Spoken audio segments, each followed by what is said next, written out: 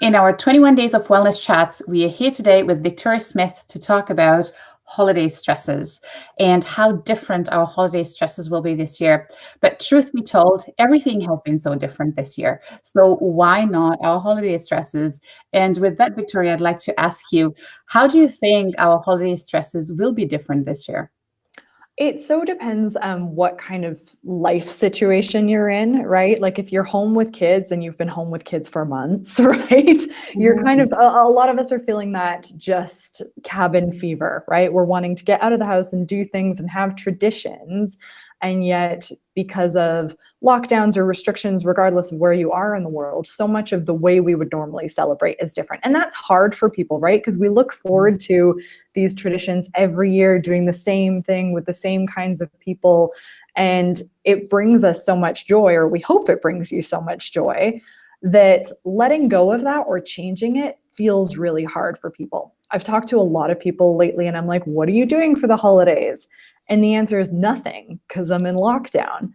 And I'm like, that's not the answer we need to look for here, because you're not doing nothing. It's just different this year. And so how can we help you sort of adapt to this, not new normal, because there's a vaccine, it's not going to be like this forever, but this blip on the radar kind of thing. Interesting. Yeah. And that is so true. We are so used to, I think, the traditions that we have been carrying on over the years, that now that we have to stay home, all of a sudden in our mind, that's it. Like we can do nothing. So we went from 100 to 0. Yeah. And I think that is where the problem occurs. So what are some things people can do, Victoria, to be able to mitigate this stress? So one of the big things I'm asking people right now are, what do you want to have happen this holiday season, given all the restrictions? Like, what are the things that are top of your list? You know, going to see the lights, having hot chocolate with your kids, a virtual, hangout with your friends, whatnot. And what do you need? Because I think this year, I did a workshop on this exact topic on Sunday, and the thing I was hearing from women is what they need is rest. I was hearing from women, I just need a night of uninterrupted sleep, or I just need to catch up on some rest and some relaxation, because we've been operating at such a high level of stress all year long, right?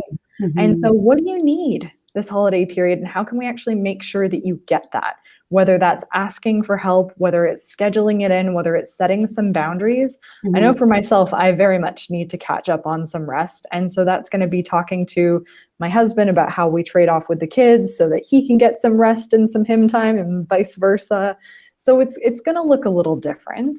And then, for me, some of the top things I want are to go see the twinkling lights. So we're going to do what all the families are doing right now and get the hot chocolate and bundle into the car and drive by and see some lights, because you can still do that even during COVID, right? So while we can't necessarily be with the ones we love, we can look for alternative ways to do it, or we can also just recognize this is one year that's going to be different. But not to minimize that. Like I do often talk to people about when something has changed, when something is really hard, when there's a loss, to grieve it. Because holding it in and just trying to be, I'm fine, doesn't really work, right? Like eventually you crack. It's like a pot that's just going to boil over. So how can you grieve in a constructive way? Can you scream into a pillow? Can you journal about how you're feeling and then just like rip up that piece of paper? Can you, do a counseling session or talk to a friend? What can you do to process that grief? Because if you don't process it, you can't really then open yourself up to possibility. And that's what I'd like people to get to, is what are the possibilities of what we can do this holiday season, which will help take down some of that stress. Trying to fit a square peg into a round hole and make 2020 just like your 2019 holidays is not going to work. So we need to let that go as much as we can.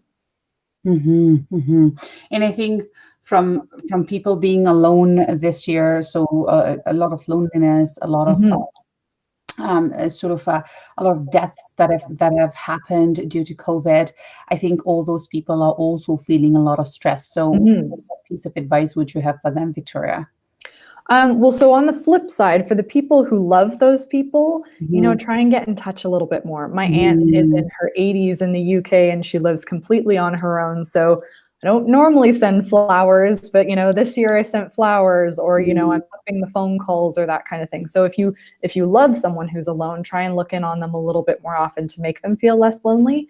And then if you are on your own, again, sort of what are the possibilities? What can you take on a little project? Can you, I don't know, learn to knit or bake something different? Or, is there something that can sort of captivate your attention so it feels new and fresh and exciting and sparks your curiosity, rather than focusing again on being alone? Because there's a difference to being alone and being lonely. So again, for them to reach out to people they love, to set up some Zoom calls, to maybe come up with their own ideas of like, can we virtually play games or watch the same movie on Zoom or whatnot together? I know it's not the same. I know it's very different, but can we get creative? Right. And I think something really important that stuck to me that you talked about is it's only this year. So we cannot say now forever we will be in this situation. The vaccine, we're going to get through this together. So it's only for this year. And I think putting that into perspective will help us also alter our state of mind to say, okay, you know what, this is temporary. And then next year we will all get back to hugging each other and having big parties and gatherings and lots of food and all of these things. There's actually, it's funnily enough, I recommend it for stress reduction, but also as a holiday stocking stuffer. Have you seen that book by Charlie Mackesy? I think it's called The Boy, the Mole, and the Horse or something like that. No, I haven't. It's this British illustrator who does these incredible drawings, and it is the most uplifting book you have ever seen, I think. And these illustrations are gorgeous. And there's a lot of quotes in there about, storms always end.